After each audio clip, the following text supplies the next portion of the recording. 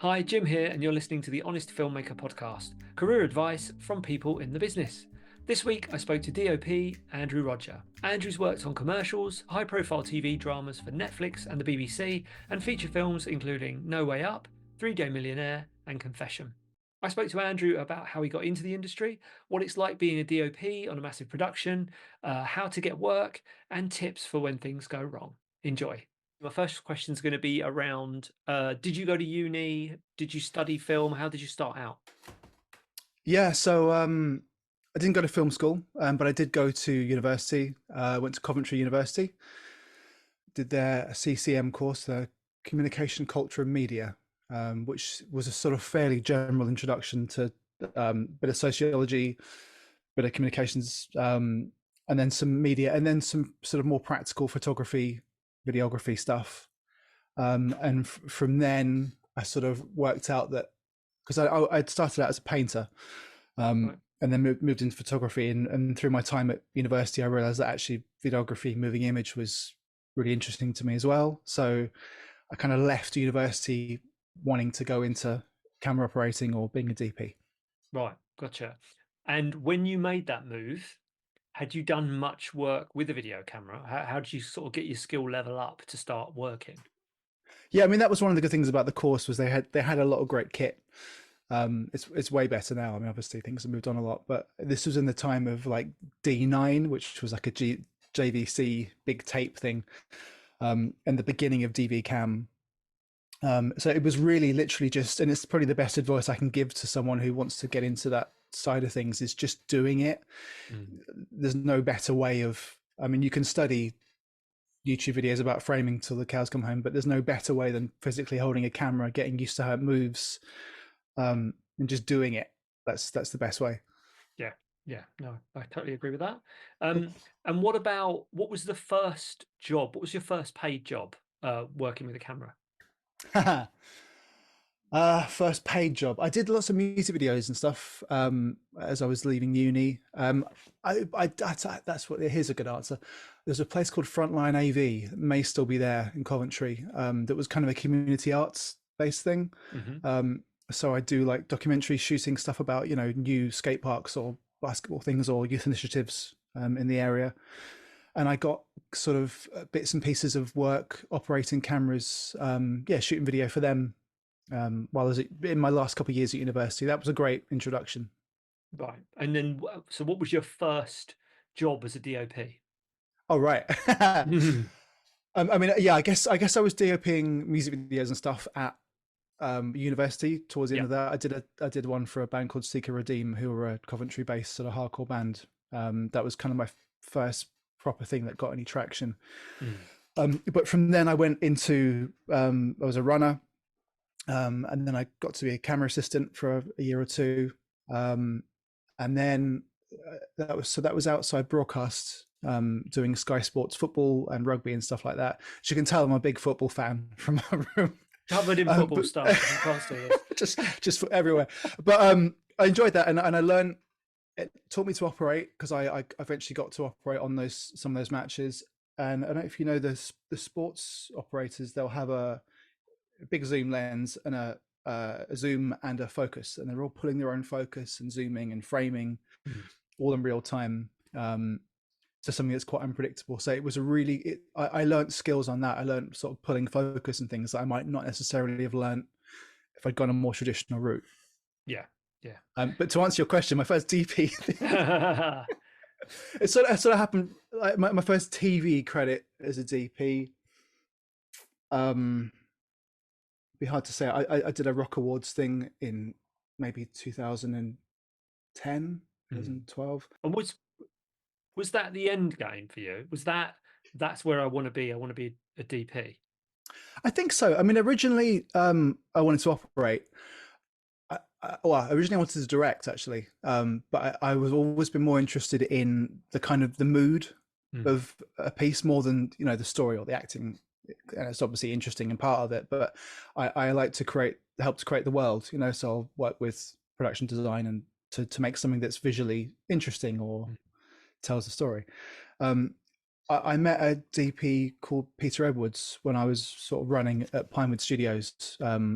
and didn't really know what the job of a DP was until I spoke to him. And the way he explained it to me, I thought, well, that's actually more what I want to do than direct. I'm interested in this very specific part of it. Mm. So from then on, yes, the end goal. That must have been 2003, 2004. Mm. Yeah. And one of the things I always say to students, and I know this is difficult when you're at uni, but it does help knowing where you want to get to. And it does help you sort of hone your skills and become good at a particular thing rather than just sort of knowing a bit about everything, which is useful. If you could Mm. sort of move and align yourself in a certain direction, you'll become much more of an expert faster. Um, Yeah, it's pretty so fair. Yeah. what so talking about somebody might come out of uni, they might do some micro budget stuff, low budget films. On those sets, it's very much can be very much DOP, director, very close relationship. You know, that's how the hierarchy works. What's it like on a bigger production, on a like a TV project or a big feature film? Are you still having that close relationship with the director, or are there more people involved in that chain? Yeah, you have a close relationship with about 50 people, ideally. I'm not a big hierarchy person, I have to say. The people I try and work with and the atmosphere I try to foster is more of a kind of a flat hierarchy thing where everyone has their own thing that they are bringing and working on. And if it's all going well, that, they'll give you their best work from pulling focus or loading or whatever it is they're doing. So I tend to hope I'm not answering your question at all, but I guess yes. The director is myself and a director are pulled in more directions on a bigger production. There's more people to talk to. The actors might need more input, certainly from a director. So I'll on a bigger production, I'll work more closely with them in pre-production, so that when we're on set, we might not have so much time to talk to each other, but at least we know what we're doing. Yeah. So we tend to be going along in tandem. Whereas on a smaller production, yes, there's much more hanging out and being together and pushing through what can be quite difficult without a budget. Yeah, amen to that. And what about been there, done that? What about on these bigger productions? What's your solo work that you do on your own when no one's around, or you've got your script and you're looking at it? What are the sort of first things you do when you're preparing to do a project? Yeah, it depends how early I'm brought on. Usually so when I'm approached for a project, it generally comes through my agent nowadays. They'll say, hey, this is project, we've put you out for this. And they've come back interested. Do you want to see the script? And if I am, I'll read the script. And I'll generally, the first time I'll read it is just to get a sense of the story and what it's about, and if I'm into it. And then the second time I'll start to see how I would shoot it without any input from anyone else. What immediately springs to mind. Is it moody? What are the colors? All that kind of stuff. And then I'll talk to a director and get their idea about how they see it. And from then I'll do a mood board, which is as much for me as it is for a director. And it's like, hey, this is kind of where I'm going. And even if it's completely the other way from what they're thinking, it starts a conversation. They can be like, yeah, not that, like this. And then you can, some directors you have to show them something for them to react yes or no to it. Yeah. It's like a jumping off point, I find. But yeah, then beyond that, I'm, meeting crew. If I can't get my regulars, it's, there's always new people. Try and, looking at lenses, looking at all the sort of boring technical aspects that will come together to make something sort of cogent. Starting relationships with the production designer, sound, like everyone I can, getting in front of them and be like, hello, I'm here to help, let's make this together, that kind of thing. So it's a bit like being first day at school, but you have to be outgoing and friendly and sort of try and get people on side and, start getting things together, I guess. Yeah. And you talked about assembling your team. So say I'm leaving uni and I want to get work either as a trainee or I want to do some camera operating on a feature film. What do I do? How do I get on your crew? Yeah. I mean, a lot of people reach out, get a lot of emails. And I usually try and reply if I can.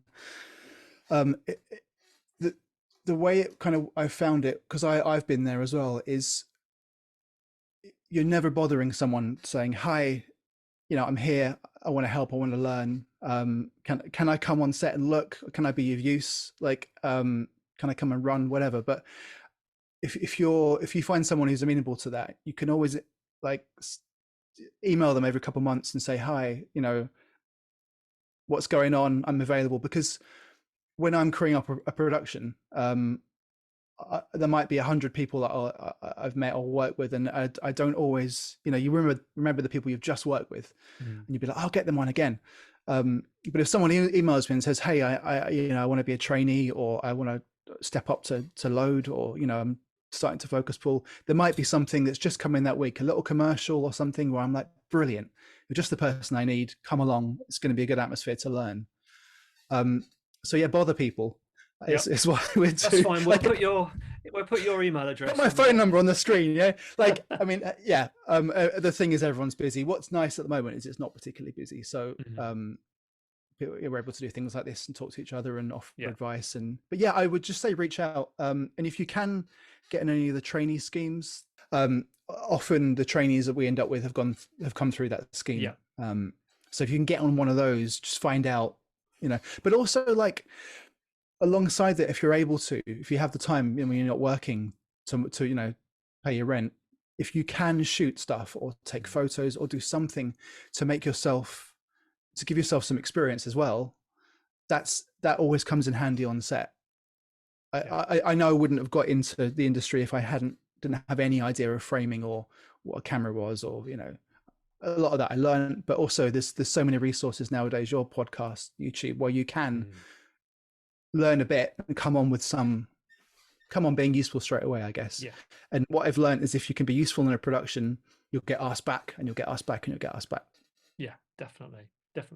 So one of the things I saw when I was doing my usual cyber stalking pre-chatting to you, oh great, on your website, it says, I'll see if I've got the exact quote here, fast setup times, which as a director gives me a warm feeling inside in my heart. Is that a lie? Are you fast? And how do you advise someone to be fast?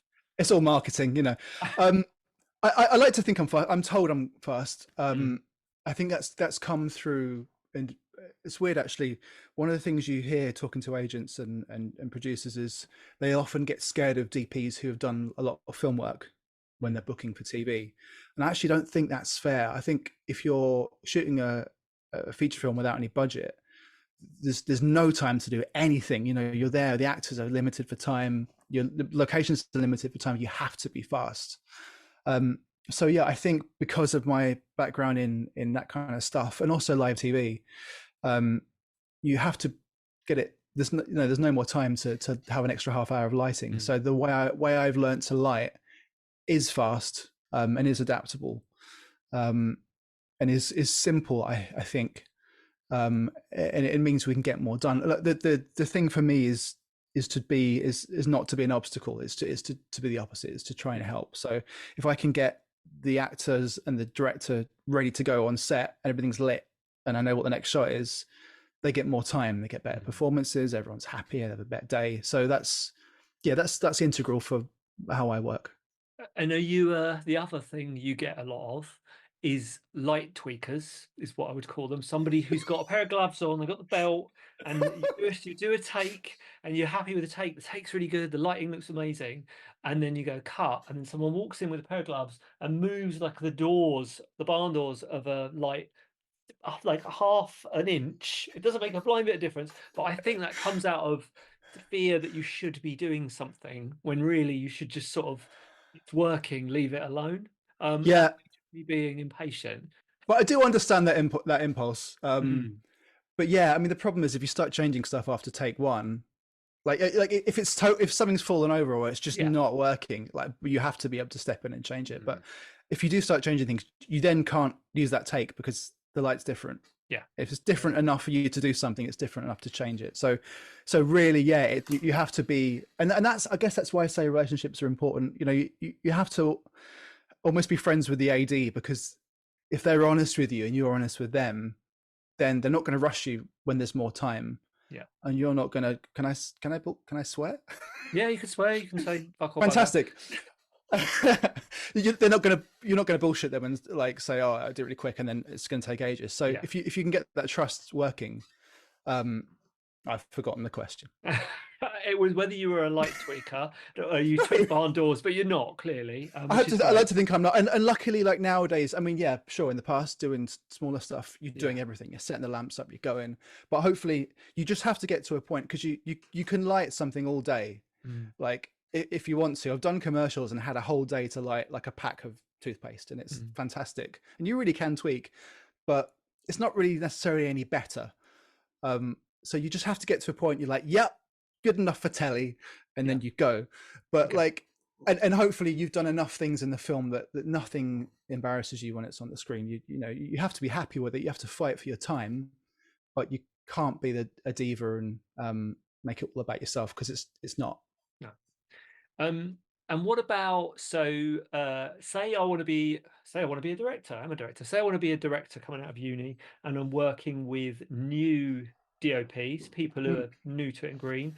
What advice would you give those directors? What would have made your life easier back when you were starting? What in that relationship?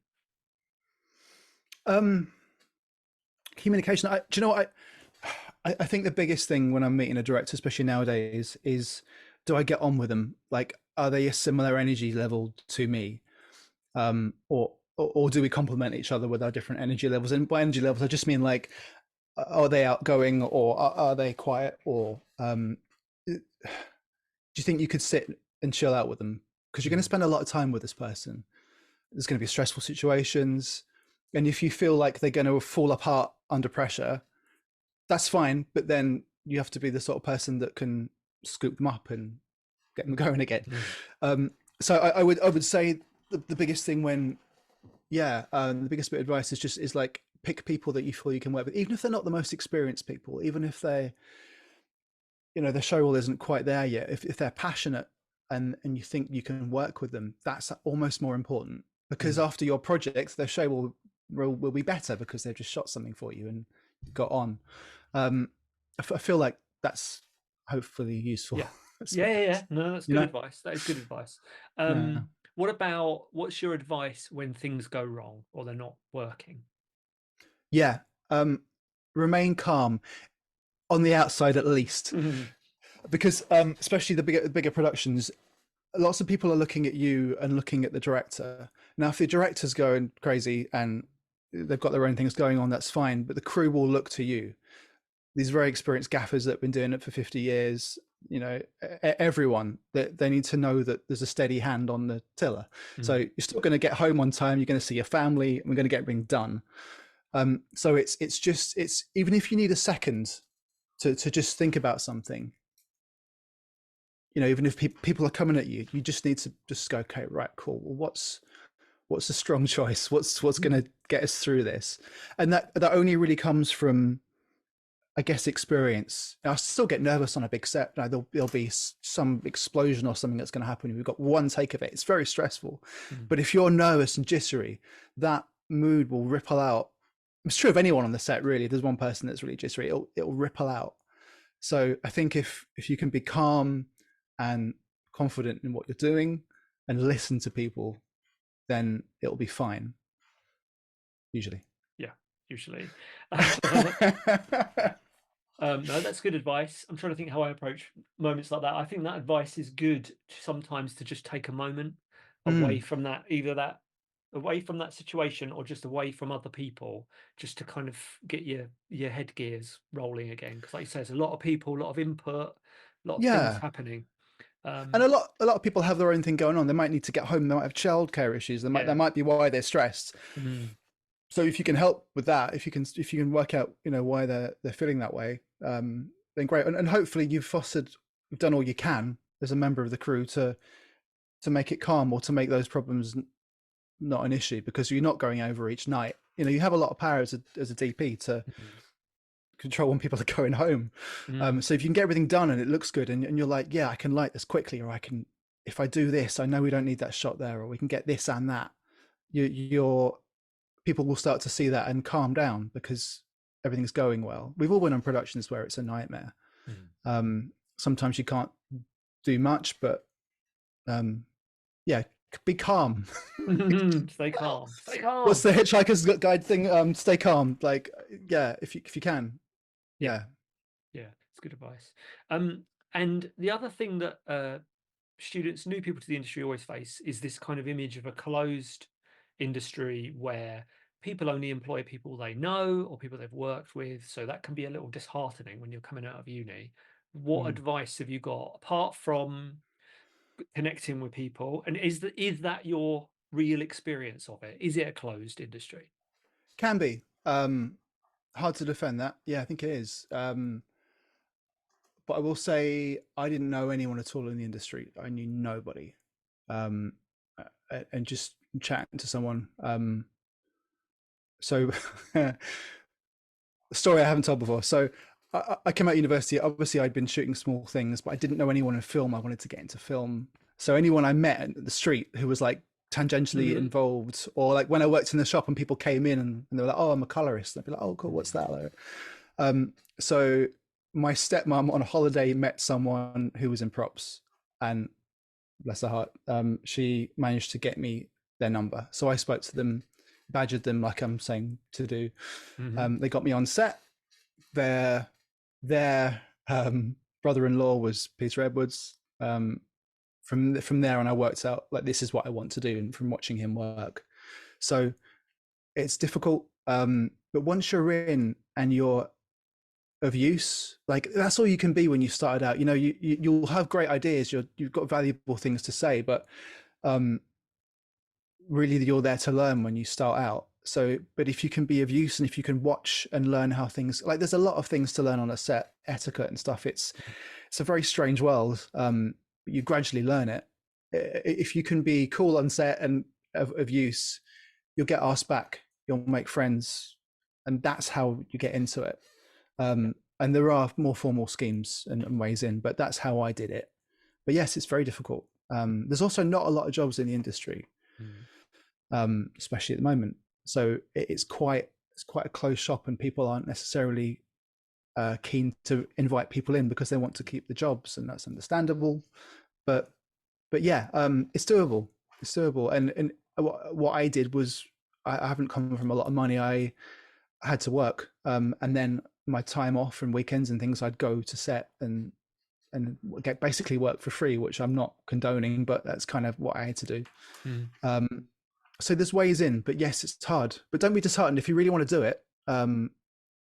You'll get there. You'll do Yeah. it. And it's worth it, isn't it? When you do get there and you're working on these Yeah, most of the big time. budget productions, most of the time, he says. Yeah, look, I mean, it's stressful. It's a stressful job, but Yeah. the days when it's good, there's nothing else I would want to do. Yeah. He says in a room full of guitars, but like honestly, I love that job. It's I couldn't do anything else now, but I do love it. Yeah. I do love it.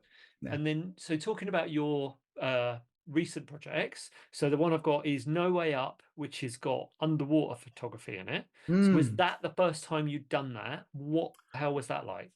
I've been around it. I've been on sets with it. I hadn't been a DP for it before. That was new. It was good.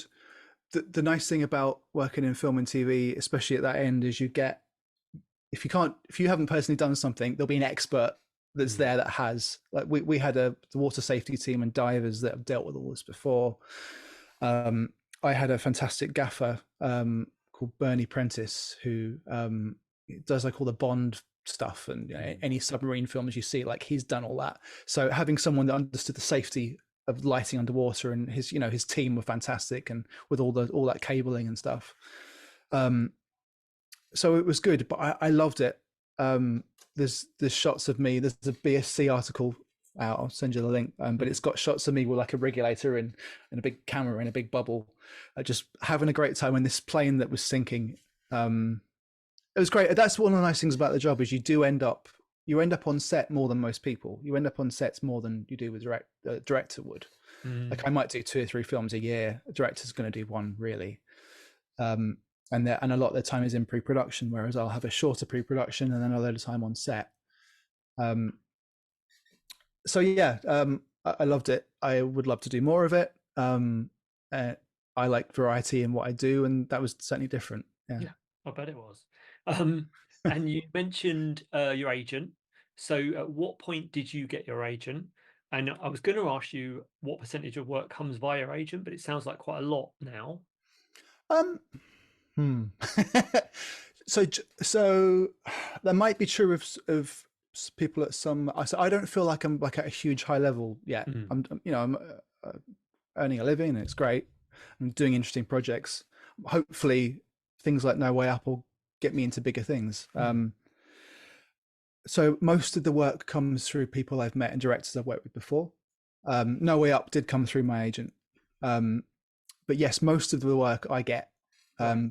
But there are bits and pieces like that I just wouldn't get in the room for. You know, producers will go, or land producers will go to an agent and say, "Who are your DPs?" Mm, and they'll send out who they think will good for the job.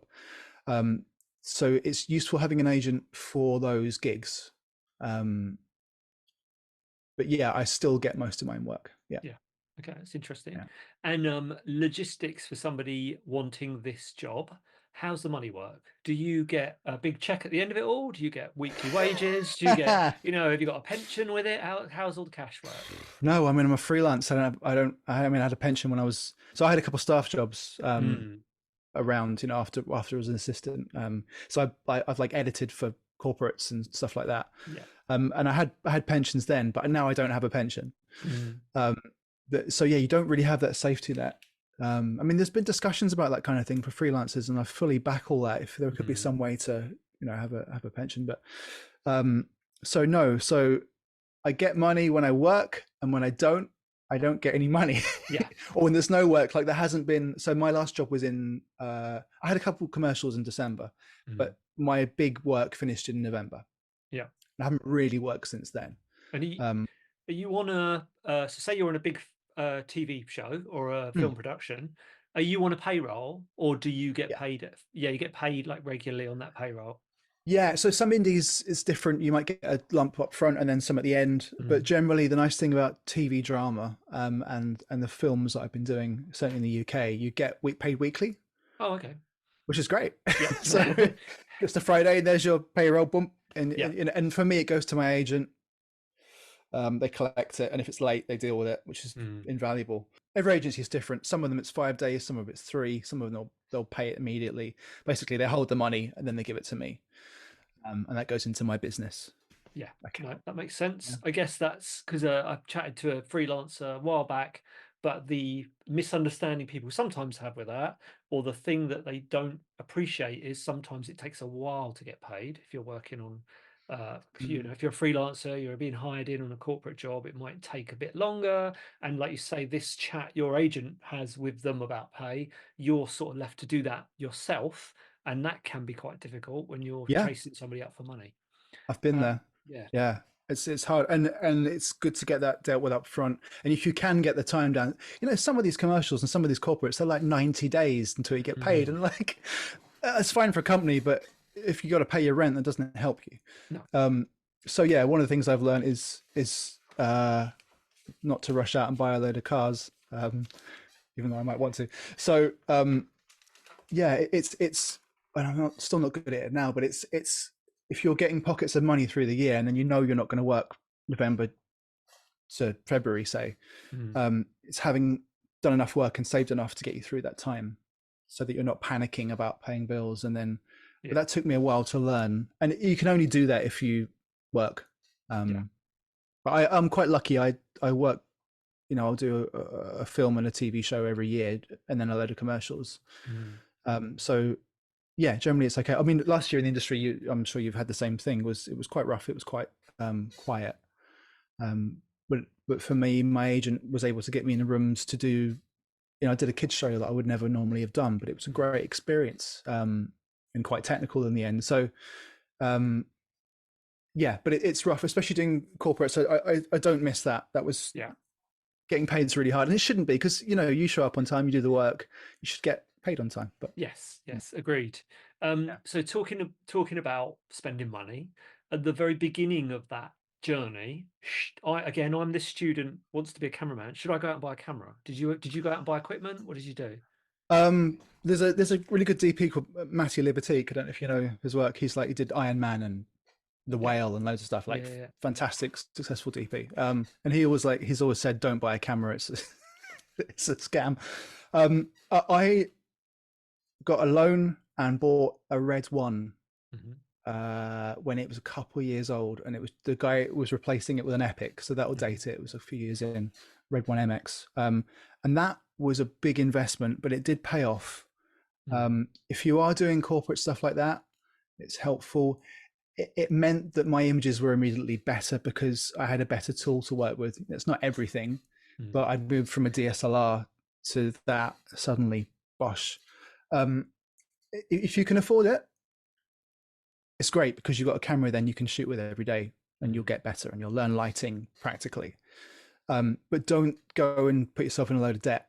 And there's lots of stuff now where you can hire cameras and try them out, and it's cheaper than it used to be. So I don't want to say there's so many different ways in. You could go through a formal route and be an assistant and get on set that way and get around the kit that way, or work in a kit room like I did for a bit, get your hands on things that way. If you can, yeah, but it's not essential. But I learned by doing. So if you can get your hands on cameras some way, then by all means, yeah. I hope you enjoyed this week's episode. If you want more advice from industry professionals who are out there at the moment working, or you just want to listen to some cool stories from film sets from around the world, then please do subscribe.